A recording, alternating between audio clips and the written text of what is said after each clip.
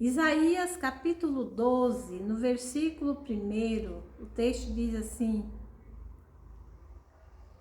E dirás naquele dia, graças te dou, ó Senhor, porque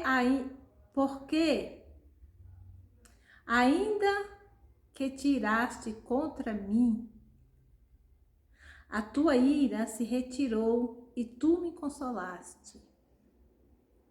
Eis que Deus é a minha salvação, eu confiarei e não temerei, porque o Senhor Jeová é a minha força e o meu cântico, e se tornou a minha salvação. E vós com alegria tirareis águas das fontes da salvação. Então assim, né? Ontem eu trouxe o salmo que diz assim, que a ira de Deus dura somente um instante. Aqui também, né? Aqui também está agradecendo, porque a ira de Deus se retirou. E então diz assim: e naquele dia dirás, que dia é esse, né? É o dia de hoje. É o dia de hoje, o dia chamado hoje, o dia que você compreende isso. Por que não dizer os dias de hoje, que são os dias em que a salvação está derramada sobre nós, na pessoa de Jesus. E o Espírito Santo, ele nos dá essa consciência de dizer que Deus, ele retirou a sua ira de sobre ti e de sobre mim. E me consolou e me perdoou. E ele vai fazer isso sempre que eu me voltar para ele. Entende? Não é que nós vamos ficar acostumados a pecar e estar sempre caindo no mesmo erro. Porque assim, a bondade de Deus, o perdão de Deus, ele nos constrange a melhorar como pessoas, como ser humanos. Então nós ficamos com vergonha. Poxa vida, Deus me perdoou, que coisa feia, não vou repetir, né? Nós podemos pecar em outras coisas, mas o comum é que não, se de fato nós temos essa intimidade com Deus, é não ficar caindo no mesmo erro, entende? E isso é bom lembrar, saber disso, para que nós também tenhamos ousadia de nos achegar a Deus, confiando na misericórdia dele, entende? E aí ele diz aqui, pois ele diz assim: e vós com alegria tirareis águas das fontes da salvação.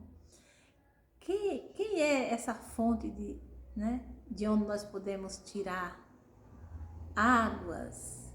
Que fonte é essa? A fonte da salvação é justamente Jesus. Então, nós, quando recebemos Jesus, recebemos a pessoa do Espírito Santo, nós temos aí uma fonte. Uma fonte. Olha que lindo, uma fonte. Uma fonte de águas, de onde nós podemos tirar aí, né? Águas.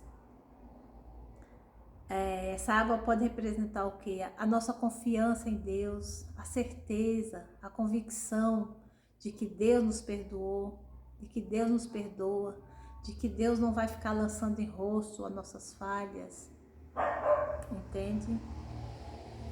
Então é sobre isso, não vamos perder tempo, não, vamos nos achegar a Deus e não vamos ficar aí para a vida toda amargando, lamentando o nosso pecado. Que o Espírito Santo chegue aí juntinho de ti e de mim também, dando essa certeza de que Deus me perdoou e que Deus te perdoou. E também isso, lembrar isso na hora de que tivermos que perdoar alguém. Então nós vamos pensar assim: poxa vida, Quem sou eu, né, para não perdoar? Deus é tão grande, tão assim na sua infinitude, Ele é poderoso. Ele podia ter me esmigalhado, acabado comigo. Você não vale nada, você, né, não tem caráter, você me feriu, pecou contra mim, eu vou acabar com você. Deus não faz isso. Deus usa de misericórdia. Então, pensando sobre isso, quem sou eu? Quem sou eu para não perdoar, para não relevar a falha do outro e olhar para Deus como meu Senhor, meu exemplo? Tá bom, então pense sobre isso, não carregue mágoas e ressentimento no teu coração, livre-se disso, libere o perdão, torne-se livre em Deus e que você tenha uma vida leve na companhia de Deus, do Espírito Santo e que isso seja exemplo para muitos, entende? Porque, olha, a vida ela é breve. Por mais que você viva aí 80, 90 anos, 100 anos, hoje em dia o pessoal está vivendo mais, mas é pouco comparado à eternidade, entende? E que Deus te abençoe e que te ajude aí a perdoar, te ajude aí, coloca essa convicção, né, dentro do teu coração, que Deus, Ele retirou de sobre a tua vida a ira que Ele te perdoou e que Ele jogou no mar do esquecimento. Aquela falha que você mesmo tem dificuldade de se perdoar. Se perdoe. Porque se você não se perdoar, então você não, não haverá espaço, lugar para receber a liberdade que Deus te dá e me dá. E que Deus te abençoe hoje sempre. Beijo no teu coração.